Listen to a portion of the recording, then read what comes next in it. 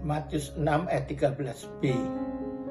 Tetapi lepaskanlah kami daripada yang jahat. Setiap manusia cenderung ingin berbuat baik. Tapi ternyata dalam kehidupan kita justru berbuat jahat. Hati kita yang dipenuhi oleh dosa selalu mau berbuat jahat. Bahkan seringkali kita sendiri menyesal kenapa kita berbuat jahat. Anehnya, penyesalan itu tidak membuat kita jerah, tapi kemudian kita masih melakukan kejahatan yang lain. Maka tepatlah kalau dalam doa Bapa kami dikatakan, lepaskan kami daripada yang jahat. Kita ingin supaya kejahatan tidak menguasai hidup kita. Kebaikan itulah yang menguasai hidup kita. Maka firman Tuhan berkata, jangan membalas kejahatan dengan kejahatan, tapi tewaskanlah kejahatan dengan kebaikan.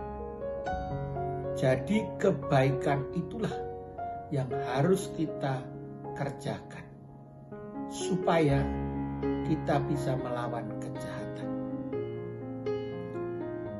Sadar atau tidak sadar, memang manusia itu karena dosa memang mau melakukan kejahatan. Tapi kasih Yesus, kalau dia menaungi dan melingkupi hidup kita, maka kejahatan itu dapat dikalahkan dengan kebaikan. Maka Rasul Paulus berkata, tewaskanlah kejahatan dengan kebaikan. Mari kita belajar sungguh-sungguh untuk menyingkirkan yang jahat dalam pikiran, perkataan, dan perbuatan. Dan kita mulai melangkah melakukan kebaikan, cinta kasih, dan persaudaraan. Tanpa 3 hal ini, apa yang kita rencanakan akan gagal selalu. Tapi kalau kita meyakini bahwa kebaikan adalah sebuah kenyataan hidup, maka kejahatan itu akan tersingkir dengan sendirinya. Saya ingat tatkala kami berada di Australia, kami menghadapi tantangan-tantangan yang berat.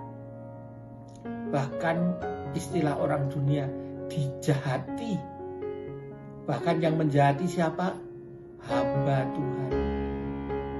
Bayangkan bagaimana kita tidak sakit hati. Wong hamba Tuhan juga bisa berlaku jahat.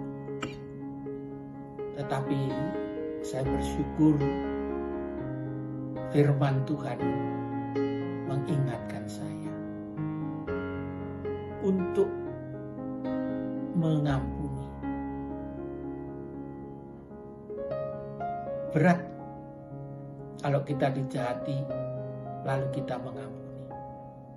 Tapi itu tidak ada pilihan lain. Sebab itu firman Tuhan. Dan kita harus mentaati firman Tuhan itu. Suka atau tidak suka. Mau atau tidak mau. Maka marilah kita belajar melakukan kebenaran firman Tuhan. Yaitu membalas kejahatan bukan dengan kejahatan. Tapi membalas kejahatan dengan kebaikan. Karena Engkaulah yang punya kerajaan dan kuasa dan kemuliaan sampai selama-lamanya. Doa Bapa kami ditutup dengan sebuah pengakuan, yaitu bahwa Tuhan itulah mempunyai kerajaan. Berarti Tuhan itu yang menjadi raja di atas segala raja, raja bagi kita semua. Dan sebagai umat, kita hanya tunduk kepada perintah sang raja. Itu sebabnya Tuhan Yesus mengajarkan supaya kita mengakui Tuhan sebagai Raja. Raja yang bagaimana? Raja yang punya kuasa, punya power dan authority. Dia yang mengarahkan dan menentukan jalan hidup kita.